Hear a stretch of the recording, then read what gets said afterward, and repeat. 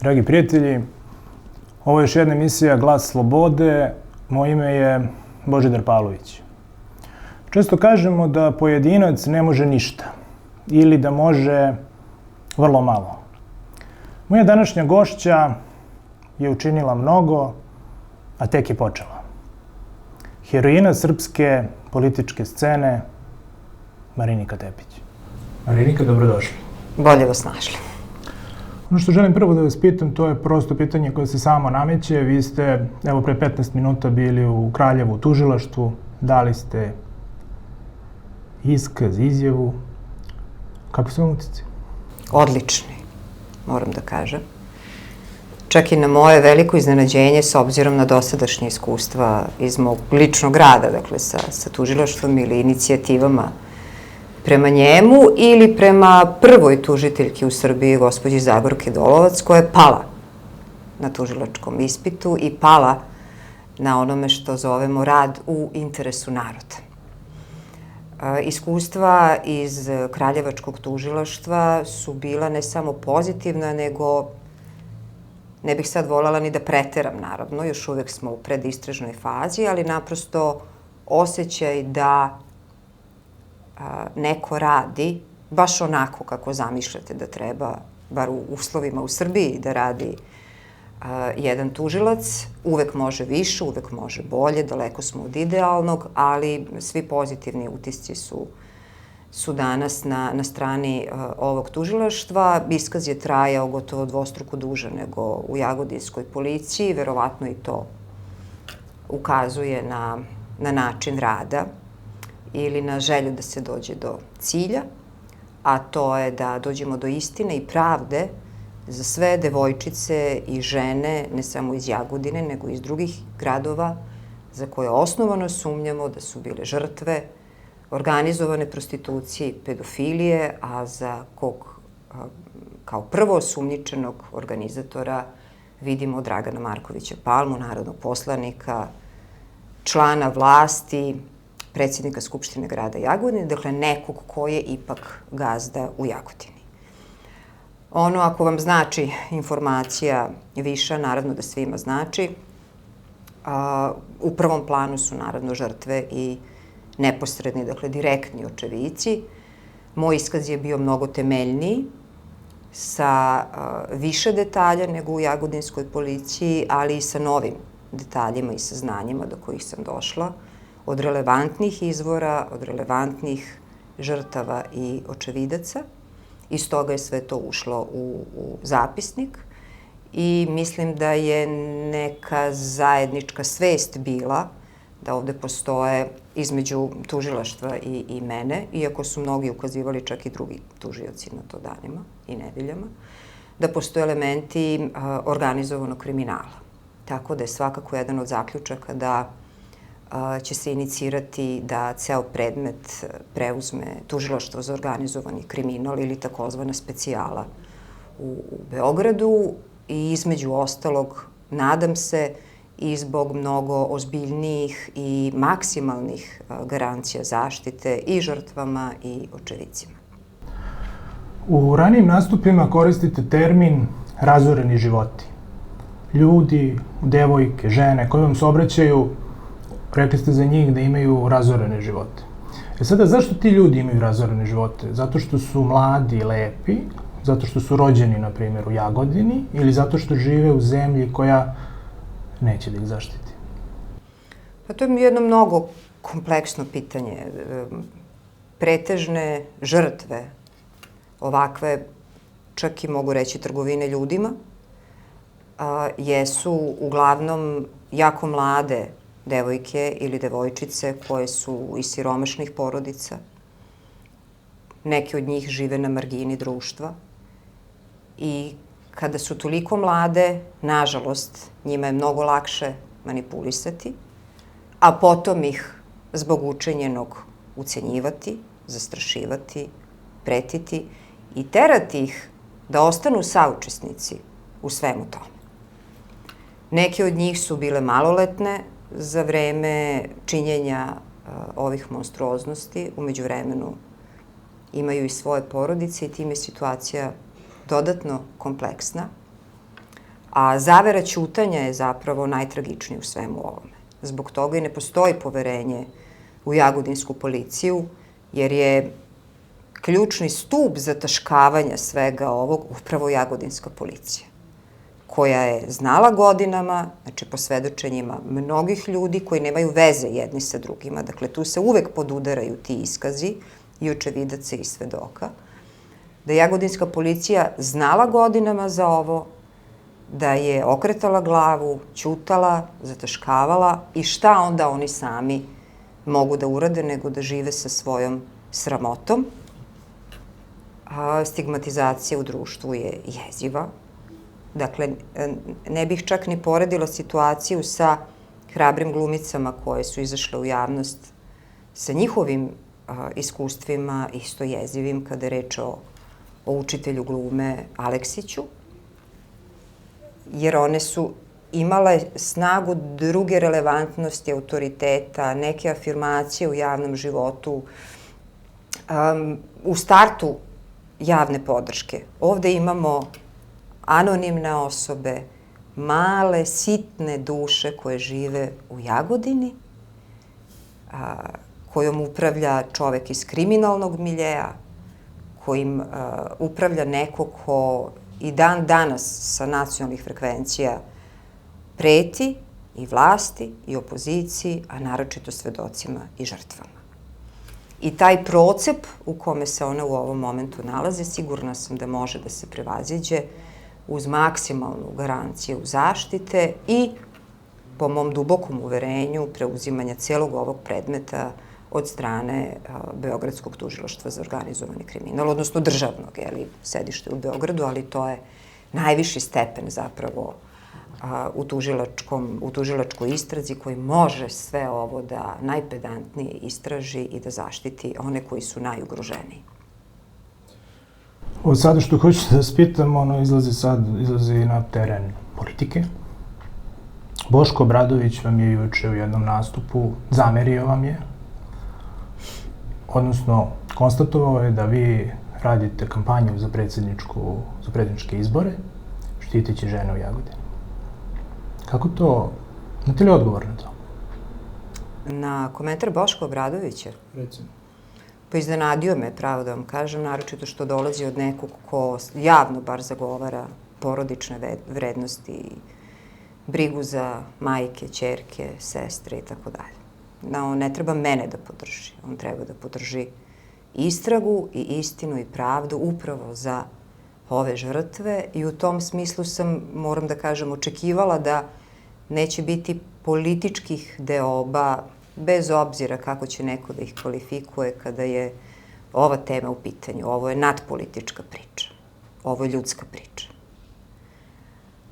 Ovo je priča koja ne znam da li je i jednog čoveka u Srbiji, a i van Srbije, ostavila ravnodušnim. Naročito što je mnogo svedoka, koji su godinama imali saznanja o svemu ovome i sada vidite kako se klupko odmotava, kako počinju i drugi ljudi koji su nekada možda bili nosioci vlasti, danas to nisu, da naprosto žele da na neki način doprinesu čak i svojim izjavama upravo istini i pravdi, ne Mariniki Tepić, nego istini i pravdi za te devojčice. Ja sam u nekoliko navrata rekla, ako smo otvaranjem ove teme spasili bar jednu devojčicu, mnogo smo učinili, ali to nije dovoljno. Moramo zadovoljiti i pravdu u odnosu na sve one koji su u međuvremenu bili oštećeni, možda i nesvesno. Možda i nesvesno, jer taj jezivi manipulativni instrument da ste vi Bog negde, a da ovo drugo lice koje je žrtva zna unapred da ako prihvati, bit će loše, ako ne prihvati, bit će još gore.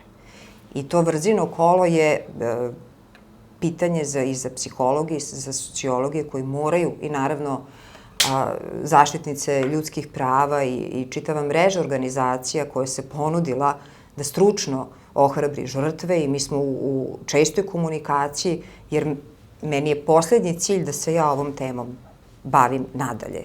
Znači, sve što želim je da najodgovornije tužilaštvo, osposobljeno, stručno, kadrovski, instrumentima za zaštitu svedoka i tako dalje, počne da radi ovaj posao. Danas mi je zaličilo da je to moguće. I ja ću, kao uvek optimista više nego pesimista, dozvoliti sebi taj luksuz da nakon današnje izjave u Kraljevačkom tužilaštvu verujem da je istina možda spora, ali dostižna i da će baš na ovom primeru to tako biti. A da li će neko u svom dnevno-političkom angažmanu za naslov više ili za pažnju više da devalvira, nažalost, ovako skandaloznu temu, to je pitanje za njega, ne za mene. Aleksandra Vučića ste pozivali nekoliko puta na duel. Taj se duel nije desio. Da li na otvorenim, poštenim predsjedničkim izborima jedna žena može da pobedi Aleksandra Vučića? Na slobodnim i demokratskim izborima svaki dobar kandidat može da pobedi Aleksandra Vučića bez obzira da li je muškarac ili žena.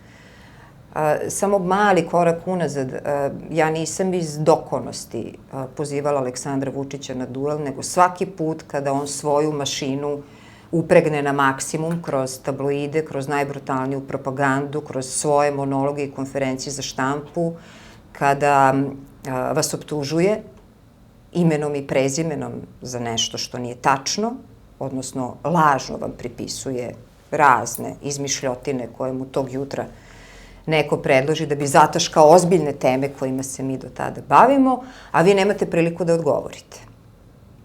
Dakle, onda je uvek normalno, hajde izađi na crtu. Ako si toliko hrabar da me prozivaš na tvojim monološkim konferencijama za novinare, ne samo mene, i Dragana Đilasa, koji je zaista najnapadaniji čovek, ja mislim, u istoriji javnog mnjenja i javne komunikacije, ne samo u Srbiji, nego bilo gde u svetu, hajde onda budi hrabar pa se sučeli sa nama u nekom otvorenom studiju gde svako može da odgovori, da iznese svoje argumente. To se nikada nije desilo, ne samo sa mnom, nego ni sa kim, i ne samo iz opozicije, nego sa bilo kojim kritičarem vlasti.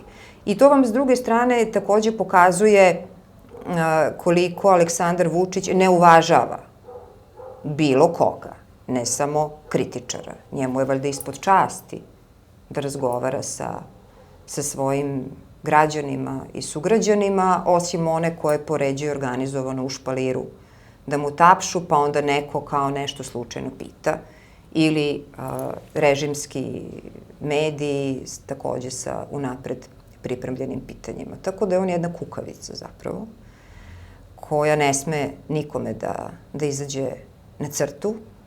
To verovatno prikazuje da njegovom visočanstvu niko ne može da se približi, ali isto tako što je jedan od naših zahteva u ovom dijalogu posredstvom evropskih poslanika, uz posredovanje, da ukoliko bi se u najmanju ruku RTS, koga svi plaćamo, ne otvorio, nego počeo da radi svoj posao onako kako piše u zakonu, cela ta imaginacija veličanstvom, znanjem, rezultatima Aleksandra Vučića, poštenjem od koga nema ni P, bi se okrunila u zaista rekordnom roku. Mnogo brže nego što je on ulagao u svoju propagandu i kreiranje takvog mišljenja.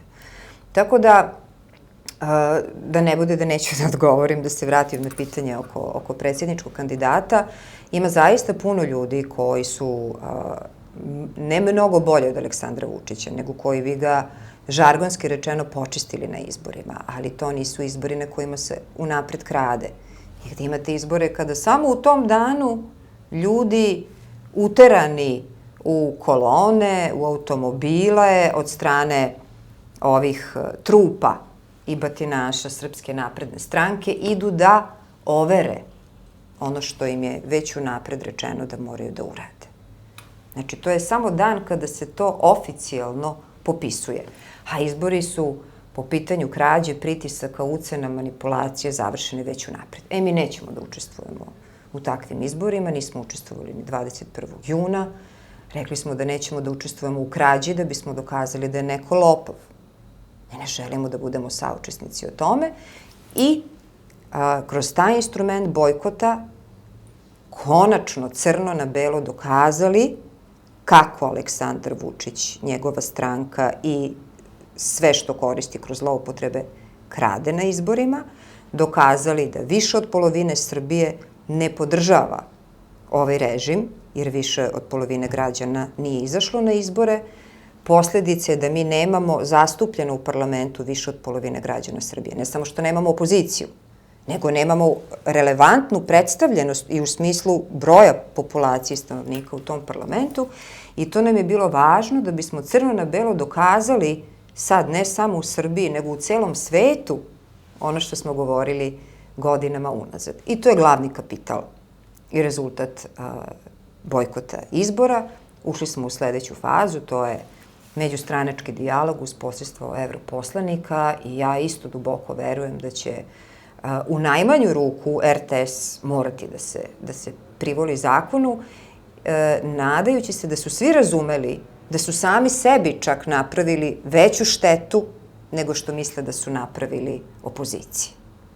Jer od tada kreću drastični padovi na svim evropskim, relevantnim i svetskim organizacijama za zaštitu ljudskih prava, za procenu demokratije, stanje demokratije, nivoa, novinarskih sloboda, slobode govora i izražavanja. Dakle, tada počinje drastično padanje i evidentiranje oficijalno šta to sve znači za status jedne zemlje. Srbija danas nije demokratska zemlja. Srbija je danas autokratija i to su svi potvrdili. I nikome, ja mislim, ne odgovara, pa čak ni tom Aleksandru Vučiću da bude zapisan kao autokrata, uz veliki rizik da bude i diktator, jer jedina razlika što nismo još skliznuli u diktaturu je što nemamo političko ubistvo. Ako ne računamo Olivera Ivanovića iz prostog razloga što nije procesuirana ta likvidacija, koja je de facto politička, ali nemamo, da kažem, sudski epilog. I to je jedina razlika zašto mi ne možemo, pa i po političkoj teoriji, da kažemo da smo diktatura. Ali ne znači da se to neće dogoditi. Kažu da je pitanje od $1.000.000 pitanje jedinstva opozicije. Koja je to tačka ključanja, društvenog ključanja, socijalnog, u kojoj ili posle koje bi opozicija trebala da su jedini? Ja ne mislim samo da je socijalna tačka. Mislim da je bukvalno, pričam sad za većinsku Srbiju. Ne pričamo o ljudima koji su blizu vatre, blizu vlasti i koji se ekstremno bogate, a za to vreme paralelno imate stotine hiljada ljudi statistički evidentiranih koji su na ivici siromaštva. A koliko je još između tih zaista sramnih i ponižavajućih kategorija za čoveka koji hoće pošteno da radi od svog znanja, od svojih 10 prstiju, od svoje prave diplome ili sa svojih radničkih, poljoprivrednih 10 prstiju. To je problem. Što oni dobri, što su gurnuti u zapećak ili što su degradirani ili što su sklonjeni, a oni koji su bili sramota, koji se ne libe da krše zakon, koji se ne libe da lažu i kradu, oni su postali ljudi koji lupaju rukom o sto i donose odluke u naše ime. I to ljudi vide. Tu kriminalizaciju na, naravno, najnižem nivou od lokala do visoke politike, to ljudi vide. A mislim da je ne tačka, nego prosto interes okupljanja. Čim pričamo o tačkama, onda odmah pitaju a šta ideološki, a šta programski i tako dalje. Mislim da je inicijativa ta za okupljanje opozicije u prvom redu usmerena na takozvanu tehničku saradnju. I nažalost imali ste jedno pitanje ranije koje to potire, ali možda će se ljudi neki opametiti. Znači, mi se držimo toga, bar u Stranci slobode i pravde, da ne napadamo druge kolege iz opozicionih stranaka, čak i kada bismo imali šta da kažemo, jer nisu nam oni neprijatelji i takmaci, nego ovaj režim. Vrlo često razmišljate da li ja treba sad da ostanem u trpnom stanju ili da kažem baš ono što mislim, pa nema veze. Ima veze. Ima veze zato što su svi naši partikularni momenti, sve naše dnevne ranjivosti, sve situacije u kojima mislimo da možemo bolje od drugog kolege iz opozicije nebitne u odnosu na ono što imamo sa preke strane koje gazi. Imamo tešku artiljeriju sa preke strane. I u ovom momentu, bar mi to smatramo iz Stranke Slobode i pravde, ne može ni jedan partikularni interes da bude iznad interesa da imamo tehničku saradnju u borbi za obezbeđivanje slobodnih i fer izbora, sutra za čuvanje izbornih kutija, kada se za te uslove izborimo, za međusobno nenapadanje, što nije stvar džentlmenskog dogovora, nego naprosto ozbiljne politike ako želimo da pobedimo u ovoj utakmici.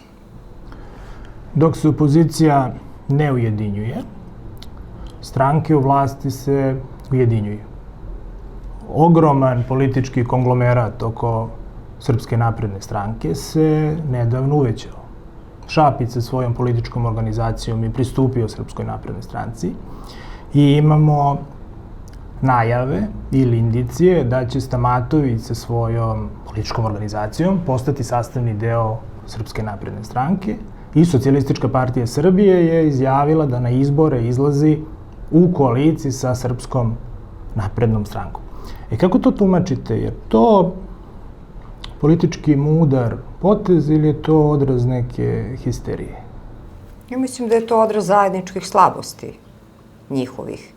Iako na prvu loptu deluje kao odraz snage, a zapravo je odraz slabosti, jer ne možete, bez obzira što se radi o političkim organizacijama, ne možete porediti stanje u režimskim odnosima i stanje u opoziciji.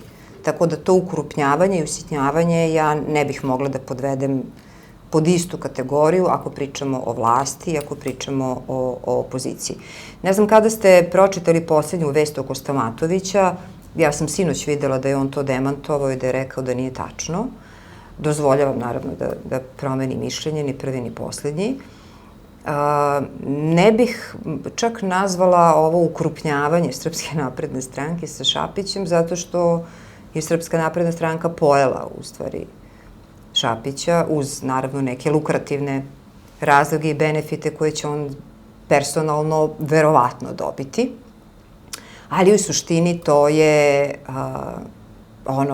zmija progutala miša, to tako izgleda i Aleksandar Vučić je praktično sve te male stranke prevario prvo, tako što je od njih pravio partnere, saradnike, komunalne koalicije, lokalne koalicije, a onda ih pojeo na najalaviji mogući način. Tako da ja bih to naprosto tako tumačila, uz naravno, eto, možda moment koji mi je zanimljiv, je da Šapić jeste u poimanju mnogih iz svojih birača slovio za nekog ko je opozicija, uslovno rečeno. I znam iz ličnog iskustva i komunikacije i ljudi koji se obraćaju njegovih birača da su mnogo razočarani. Oni nisu glasali za Aleksandra Vučića, nikada. Oni nisu glasali za njegovu politiku ni na jednom nivou. Oni se smatraju prevarenim. Tako da, ako uzmete to u obzir sa takvim intenzitetom reakcija glasača Aleksandra Šapića nakon svega nekoliko dana od te najave, ne znam koji je onda kapital on uneo sa sobom, ali ti ljudi se osjećaju prevarenim i razočaranim, kao što i sami kažu, tako da verujem da će ostati zapravo bez najvećeg dela svojih birača, ali to je više pitanje za njega nego za mene. Tako da je SNS u stvari jedan veliki usisivač iz svih tih malih pokreta i stranaka. Istraživanja govore da Srpska napredna stranka najgore stoji u Beogradu i da je možda ovo sa Šapićem jedan manevar koji treba da njega isturi kao kandidata za gradonačelnika. Ti lukrativni razlozi svakako postoje personalno za njega, da. I da bi opozicija, ukoliko bude imala kvalitetnog kandidata i uz adekvatnu kampanju u Beogradu, mogla da ostvari dobar rezultat. Da li se Stranka slobode i pravde priprema za izbore u Beogradu? Da, mi se pripremamo za sve izbore kao da će biti. Naprosto naš aktivistički rad je i osnaživanje infrastrukture i targetiranje najvažnijih tema, a između ostalog i razvojni plan za dan posle, kao i plan za povratak slobode i pravde u smislu lustracionog zakona, u smislu pravog zakona o poreklu imovine, neopraštanja, kao što su sada menjali zakon pa ćete platiti ekstra profit, nego oduzimanja imovine onima koji su se ogrešili o zakon i radimo svoj posao. Mi smo usmereni ka svom cilju, a to je pobeda ovog režima na pravim izborima i zaista su sve snage i svi lokalni odbori, centralni naravno u Beogradu, usmereni ka tom cilju. Ne govore samo istraživanja, pa govore vam i poslednji podaci. Evo baš, na primjer, od 21. juna da je Beograd ne spreman, nego željan promene. Da je Aleksandar Vučić u ovom momentu već izgubio Beograd. Ali je pred nama veliki izazov kako da sve te razočarane građane koji su protiv Aleksandra Vučića ubedimo da imaju poverenje u nas i da sutra isto to poverenje nama izvanično ukažu na izborima. Tako da ja u ovom momentu i većina mojih kolega u Stranci slobode i pravde smatramo da bi zaista bilo najkvalitetnije rešenje da stanemo iza jednog kandidata i u Beogradu i na nivou Republike, odnosno predsjedničkog kandidata, ali ovde u Srbiji ne znate šta nosi dan, šta nosi noć, kada će ih Vučić raspisati, kada će se probuditi i shvatiti da mora pre, a ne kasnije, tako da je nezgodno je interpretirati njegova razmišljanja i promišljanja. Imate očekivanja da će neki izbore do kraja ove godine, pa da li će ih razdvajati, pa neće ih razdvajati, pa da će neki čak odložiti uz izmenu zakona za kasnije, tako da je to sve nepoznanica u odnosu na patologiju Aleksandra Vučića, ali da, spremamo se kao da će biti, to nema nikakve sumnje. I pitanje za kraj, ukoliko postoje, a postoje sigurno žene koje su izložene nekim napadima, maltretiranju, nipodeštavanju i ukoliko žele da vas kontaktiraju, da stupe u kontakt sa vama, kako to mogu najjednostavnije da učine? Prvo moram da se zahvalim svim devojčicama, devojkama, ženama, naročito koji imaju poverenje da se uopšte obrate meni i da svoje najličnije ili teške priče podele sa nekim koga fizički nisu nikada upoznali u životu, ali ta mera poverenja je zaista nešto što i mene motiviše da radim dalje i to je to što vam daje vetar u leđa, da izdržite čak i kada je zaista nekad jako, jako teško. Mi smo u mom matičnom odboru u Novom Sadu prošle nedelje promovisali naš pravni tim sa 8 advokata koji stoje na raspolaganju svim žrtvama političkog nasilja, svakog drugog nasilja. Znači, krenuli smo od političkog u smislu degradiranja na javnom poslu, gubitak radnog posla, maltretiranja, dislokacije i raznih tih pritisaka koji ljude teraju da i sami, na primjer, napuste posao, jer zaista loše prolaze oni koji se osmele da, pazite, najbanalije na Facebooku lajkuju neku kritiku u odnosu na vlast, oni su odmah pozivani sutradan, traži se da to obrišu ili da zamrznu svoje profile. Do te mere, hoću da kažem, SS-ovski se prati svaki slobodni minut van nekog javnog preduzeća ili van javnog sektora. I prvenstveno smo njima ponudili pravnu pomoć da znaju da nisu sami, da znaju da mogu da nam se obrate u svako doba dana ili noći. Ja ću vama ostaviti telefon posle ovoga gde mogu i vas, odnosno preko vas da nam se obrate sva lica koja trpe bilo kakvu vrstu posledice, a naravno posebno osetljiv deo je ovaj o maltretiranju i zloupotrebi, zlostavljanju žena, gde je više stručnih organizacija uključeno, dakle ne samo pravnici koji nude pravnu pomoć, već i osposobljena lica za rad sa žrtvama nasilja.